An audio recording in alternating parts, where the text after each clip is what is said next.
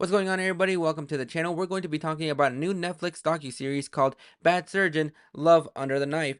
Bad Surgeon follows the revolutionary doctor, Dr. Paolo Macchiarini, that made a breakthrough in creating a new windpipe for cancer patients. However, there is one catch to this breakthrough: they keep dying.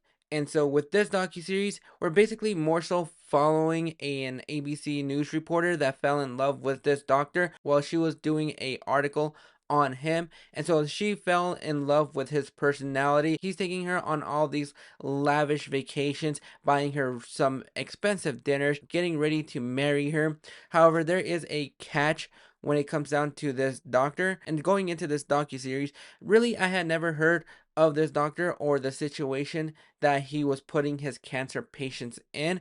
And one of my biggest things about going to the doctors is I'm scared of them. So if I ever feel like I'm sick, I will just check online all the little side effects that I have and see if I'm ready to pick out a coffin so that I can just call it quits already, because I hardly ever visit the doctors. I will visit the doctors if I absolutely have to, and this docu-series just unlocked a new fear of mine, and that is picking and choosing which doctors you see. Because when it comes down to this documentary, it sheds a lot of light on who this guy is and what he was trying to do. Basically scam all of his patients into thinking that he was going to be able to fix them and cure them, when really that was far from the truth. And I was really intrigued from the moment this docu-series started to the ending. Now, this is not a perfect docu-series. There are some issues that I have with this docu-series. However, some of those things I can put on the back burner a little bit, because the whole situation revolving this doctor and the outcome of this doctor is just wild, and I am shocked to believe how most of this actually happened. I'm not sure what kind of procedures hospital go through in order for them to hire doctors and nurses and stuff like that. I'm assuming it's the same as any other job where you fill out an application and you have to prove that you have your medical degree and stuff like that. So I'm assuming that's exactly what happened. Now, my question is, how the hell was a hospital ever able to get through with hiring this guy? Did he have to show any proof that he is experienced in this field? And so that is where my biggest concern rises when it comes down to the hospital that hired this guy, because I believe it was all in Sweden. I believe that's where it was all taking place. And just seeing the ramifications of everybody that went into his care is really mind-boggling, because you feel so bad for a lot of these patients that went through this, because when they find out that he wasn't even a real doctor, that is where a lot of light needed to be shed. Now, this docu-series is more so focused on the love life of this doctor and the ABC news reporter. We get a majority of that, but I think they mix it up pretty well with having not only just seeing her side of the story, but also seeing the patient side of the story, seeing how everything really transpired.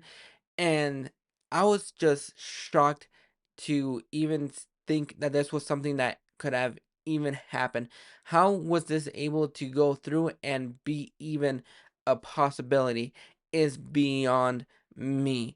And just seeing everything transpire, seeing everything being uncovered, I thought it was mind boggling. It was an eye opener. It was something that it was hard to believe even came to fruition. And while I don't think it delves deep into those kind of situations in this docuseries, it's more focused on the ABC news reporter and everything that she went through with this doctor, with all the lying and the hiding and stuff like that. You do feel bad for everybody that was involved in in his web of lies. I am still befuddled at how this was even able to even happen. Like, I don't know what the proper procedures are for hiring doctors or nurses, but somebody had to do the checks. Like, somebody had to prove like that this guy had his medical degree, he's able to do this in this profession. Like, I'm not sure the whole context, because it doesn't really dive into all that. It doesn't really dive into him and his medical background. It's just more so focused on what the title of this documentary is.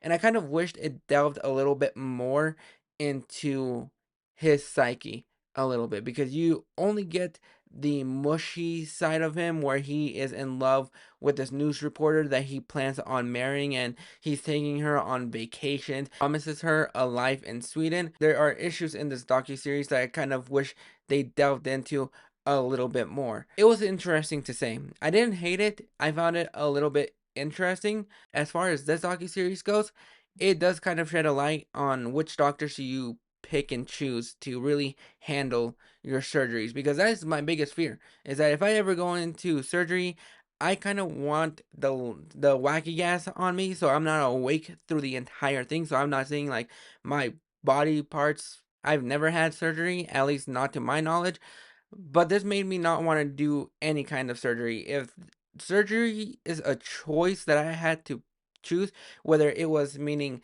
death or surgery, just I'll just pick death, because this docuseries kind of scared me in having surgery. But those are my thoughts on Bad Surgeon, Love Under the Knife. Have you guys checked this docuseries out, or do you know anything about this doctor? Go ahead, drop your thoughts in the comments below, and I'll catch you guys for the